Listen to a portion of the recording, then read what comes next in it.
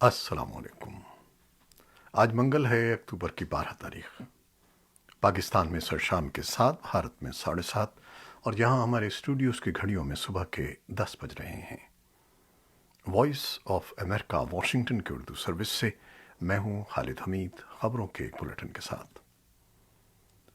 دنیا کے 20 مضبوط ترین معاشی ملکوں کے رہنما آج منگل کے روز افغانستان کی صورتحال پر تبادلے خیال کر رہے ہیں، جبکہ طالبان نے بھی اپنی حکومت کو عالمی سطح پر تسلیم کرانے کے لیے کوششیں تیز کر دی ہیں۔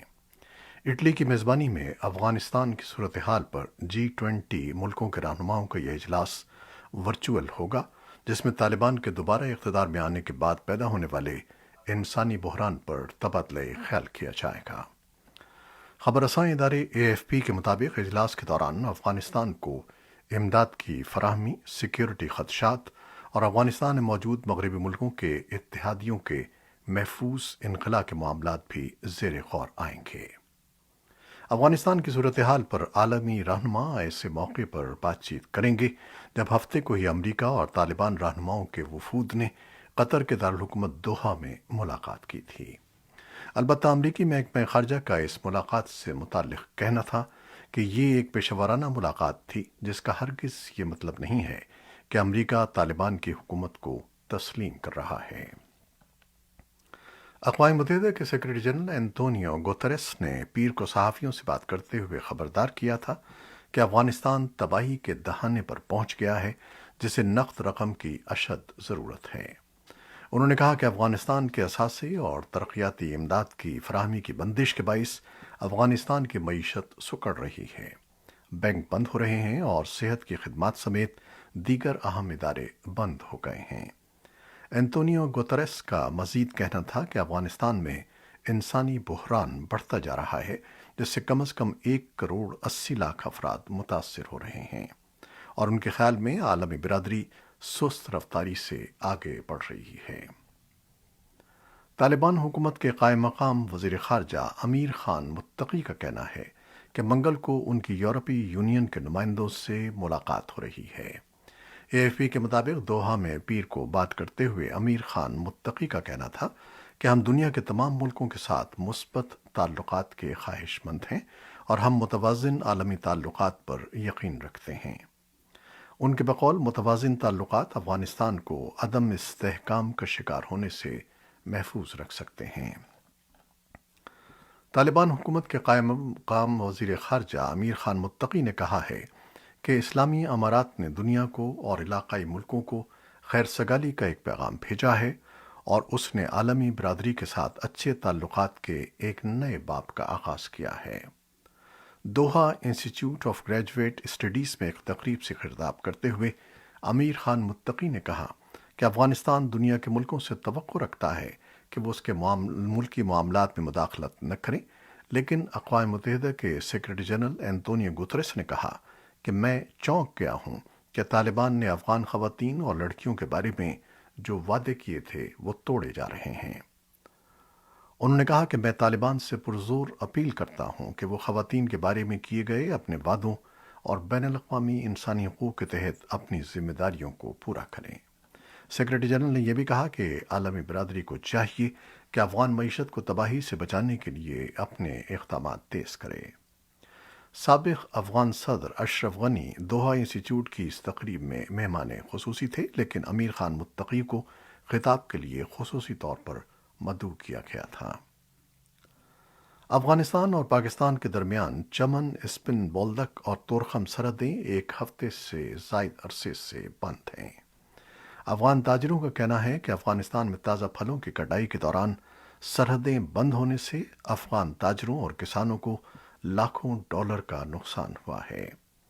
طالبان نے پاکستانی سرحدی افواج کے سرحد پار آنے جانے والے افغانوں کے ساتھ غلط رویے کی وجہ سے چمن spin Boldak border crossing point کو بند کر دیا ہے۔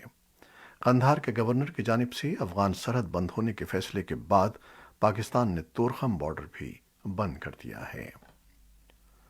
پاکستان کے صوبہ بلوچستان میں سیاسی جنگ اب شدت اختیار کر گئی ہے۔ حکومت، اپوزیشن اور ناراض اراکین کھل کر ایک دوسرے کے آمنے سامنے آ گئے ہیں، اپوزیشن کی جانب سے وزیر اعلیٰ بلوچستان جام کمال خان کے خلاف عدم اعتماد کی تحریک کے بعد حکمراں جماعت بلوچستان عوامی پارٹی اور اتحادی جماعتوں کے ناراض اراکین نے بھی وزیر اعلیٰ بلوچستان کے خلاف عدم اعتماد کی تحریک جمع کرا دی ہے۔ ادھر ترجمان بلوچستان حکومت لیاقت شاہوانی نے سماجی رابطوں کی ویب سائٹ ٹویٹر پر ایک بیان میں کہا ہے کہ وزیر اعلیٰ بلوچستان کو بلوچستان عوامی پارٹی اور اتحادوں کی اکثریت کی حمایت حاصل ہے، وزیر اعلیٰ استعفیٰ نہیں دیں گے۔ پاکستان کی حکومت نے ملک میں امریکی ڈالر کے مقابلے میں روپے کی گرتی ہوئی قیمت کے پیش نظر ڈالر کی اسمگلنگ اور ذخیرہ اندوزی کے خلاف سخت ایکشن لینا شروع کر دیا ہے۔ اس دوران 88 افراد کو گرفتار کر کے ان کے خلاف مقدمات قائم کر دیے گئے ہیں۔ وفاقی وزیر شیخ رشید نے بتایا ہے کہ یہ افراد ملک میں امریکی ڈالر کی غیر ضروری طلب پیدا کر کے روپے کی قدر گرانے میں مصروف تھے۔ اس سے قبل حکومت نے 500 امریکی ڈالر سے زائد کی رقم نکلوانے کو دستاویزی شکل دینے کا حکم دیا تھا۔ بھارت کے زیر انتظام کشمیر کے پولیس حکام کا کہنا ہے کہ شورش زدہ علاقے کے جنوبی ضلع شوپیان میں سیکیورٹی فورسز کے ساتھ 2 الگ الگ مقابلوں میں 5 مشتبہ عسکریت پسندوں کو ہلاک کر دیا گیا ہے۔ عہدیداروں کا کہنا ہے کہ پیر اور منگل کو بھارت کے زیر انتظام کشمیر میں 5 مقامات پر عسکریت پسندوں اور سیکیورٹی فورسز کے درمیان اتنی ہی تعداد میں پیش آنے والے مقابلوں میں 7 مشتبہ عسکریت پسند اور 1 جونیئر کمیشنڈ آفیسر سمیت 5 فوجی ہلاک ہو گئے ہیں اور 1 فوجی زخمی ہوا ہے۔ بھارتی سیکیورٹی فورسز نے سری نگر اور اس کے ایک مضافاتی علاقے حاجن میں اس ماہ کے شروع میں مبینہ عسکریت پسندوں کی جانب سے کی گئی 7 ٹارگٹ کلنگز کے بعد ان کے خلاف فوجی آپریشنز میں اضافہ کیا ہے۔ عراقی پارلیمانی انتخابات میں ابتدائی نتائج کے مطابق مذہبی رہنما مقتدی الصدر کی سیاسی جماعت نے سب سے زیادہ نشستیں جیت لی ہیں۔ غیر حتمی نتائج کے مطابق 329 نشستوں والے پارلیمان میں شیعہ مسلک سے تعلق رکھنے والے الصدر کی جماعت کو اب تک 70 نشستیں مل چکی ہیں۔ الصدر کی پارٹی کا کہنا ہے کہ اس نے اب تک 73 نشستوں پر کامیابی حاصل کر لی ہے، جس کے بعد وہ حکومت سازی کی تشکیل میں اہم کردار ادا کر سکتی ہے۔ عراق میں ہونے والے انتخابات میں ووٹ ڈالنے کی شرح 41% رہی، جو ماہرین کے مطابق ملک کی قیادت اور پارلیمان میں عوامی اعتماد کے فقدان کو ظاہر کرتی ہے۔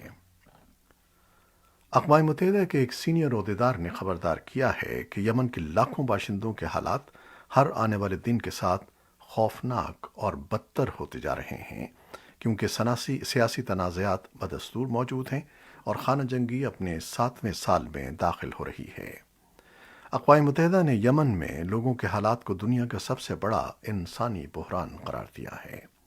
انسانی امداد سے متعلق یمن کے لیے اقوام متحدہ کے نمائندے ڈیوڈ گریسلی نے کہتے ہیں کہ محاذوں پر لڑائی جاری ہے اور انسانی اور معاشی تباہی کے مناظر ہر جگہ دیکھے جا سکتے ہیں۔ وہ کہتے ہیں کہ بین الاقوامی عطیہ دہندگان کو یمن میں لوگوں کی انسانی ضروریات کی حمایت جاری رکھنی چاہیے۔ فرانسیسی خبر رساں ادارے AFP کے مطابق ایٹمی ہتھیاروں سے لیس شمالی کوریا کے سربراہ کم جونگ ان نے جزیرہ نما میں کشیدگی کے لیے امریکہ کو ذمہ دار ٹھہرایا ہے۔ کوریا کی سرکاری سینٹرل نیوز ایجنسی کے مطابق ایک دفاعی نمائش کے افتتاحی خطاب میں انہوں نے کہا کہ خطے میں عدم استحکام کی بنیادی وجہ امریکہ ہے۔ پیونگ یانگ اپنے ممنوعہ ایٹمی ہتھیاروں اور بیلسٹک میزائل پروگراموں کی وجہ سے متعدد بین الاقوامی پابندیوں کی زد میں ہے، جن پر کم جونگ ان کے دور میں تیزی سے پیش رفت ہوئی ہے۔ بائیڈن انتظامیہ بارہا کہہ چکی ہے کہ وہ شمالی کوریا کے خلاف کسی قسم کا مخاصمانہ رویہ نہیں رکھتی۔ اور اب کرونا وائرس سے متعلق کچھ خبریں۔ امریکی ریاست ٹیکساس کے گورنر گریگ ایبٹ نے ایک ایگزیکٹو آرڈر جاری کیا ہے جس میں نجی اداروں کے ملازمین سمیت کسی بھی ادارے کی طرف سے ریاست میں کووڈ-19 ویکسین مینڈیٹ پر پابندی عائد کر دی گئی ہے۔ ایبٹ کا یہ اقدام صدر جو بائیڈن کی طرف سے ستمبر میں ملک بھر میں آجروں کے لیے جاری کی گئی ہدایات کے خلاف ہے کہ وہ اپنے کارکنوں کے لیے ویکسین کو لازمی قرار دیں یا پھر ان کی ملازمت ختم کی جائے۔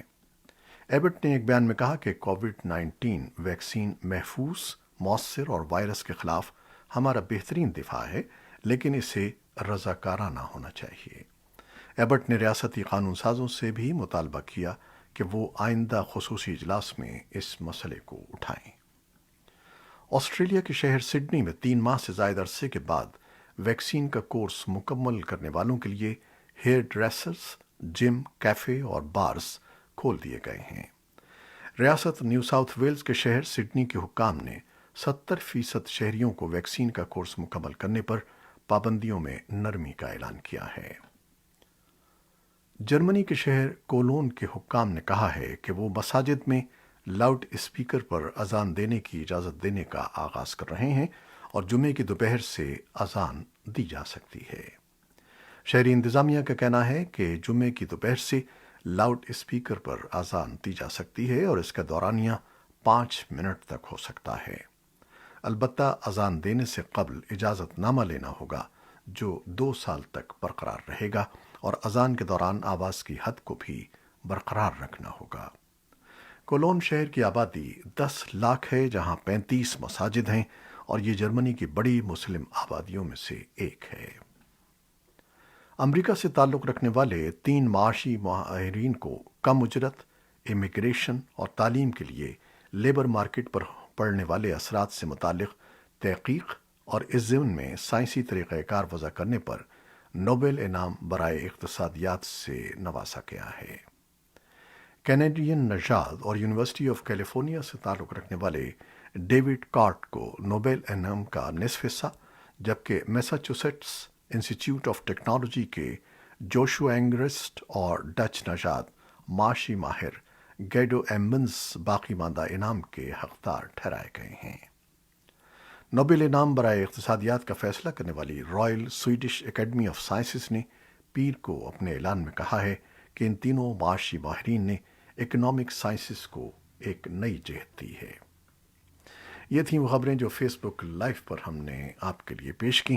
ہماری ویب سائٹ اور یوٹیوب اور پوڈ کاسٹ پر یہ بلیٹن آپ کے لیے ریکارڈ کر دیا جاتا ہے، جسے آپ بعد میں بھی دیکھ سکتے ہیں اور سن سکتے ہیں۔ کیمرہ مین قذافی بابر کے ساتھ خالد حمید اب اجازت چاہے گا۔ اللہ حافظ۔